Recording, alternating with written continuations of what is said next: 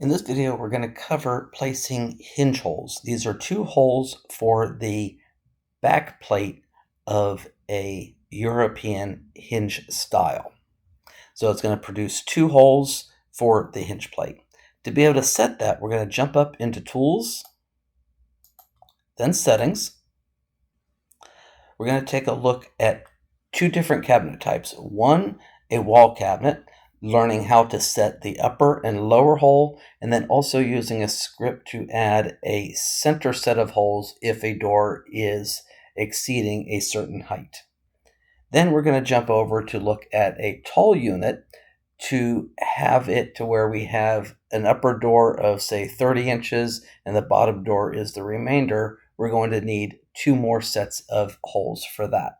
So first, we're going to use the wall cabinet type that is selected from the cabinet type list in the settings. We're going to ensure that we have the hinge holes checked. This is going to apply hinge holes by default to all wall cabinets. Now to get into the details of the setting, clicking hinge holes. When the settings page opens up, the layer name is used for nesting and being able to apply a toolpath operation to these holes. The spacing is the distance from center to center of each hole. Then inset from the back, or inset from the front, inset from the front is the distance in from the front edge to the center of the hole. Up from the bottom and down from the top. That is the distance from the bottom and the top of the cabinet to the center of the two holes. So that is going to be the center of two holes. So if we have a spacing of 1.25 inches roughly, so that means from the center, that hole is going to be up 5/8 from there, and this one will be down 5/8 from that, or 16 millimeters in this case. The next item that we want to take a look at is for taller units, taller cabinets that might need to have a third hinge set in between here. We're going to use a script for that. And to be able to add scripts, we're going to check the box that says Use Script. I also want to include the default, because if I didn't include that, we're not going to get these two sets of holes in the top and the bottom. We'll just get the two holes in the center.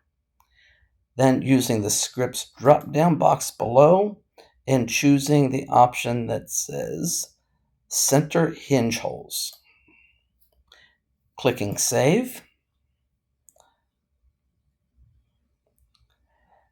Now we're not going to see the two holes show up because we only have a cabinet height of 30 inches. But bringing that height up to 42 and clicking Save again to apply that change, we should now see two holes pop in for the center. There is going to be another video that explains what is in that script to better explain and how to change the parameters to specify at what height are those two holes added. The next item that we want to take a look at is how to add two more sets of hinge holes for a cabinet that has two doors above and below one another. So example being a tall unit that will have doors up above. We could see that setting here by clicking the Add Doors.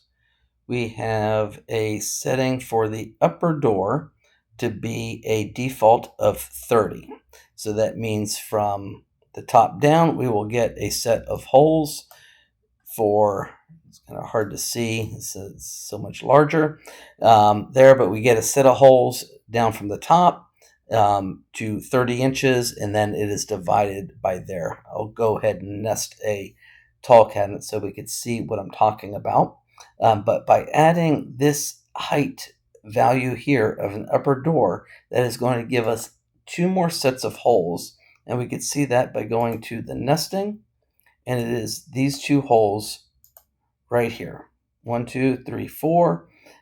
Down from the top is that 30-inch high cabinet. Then again, from that height is where we were going down 4 inches and up 4 inches to get those holes placed there. Hopefully that explains in how to add hinge holes and control the placement of all of those holes. Again, there will be a video on explaining that script.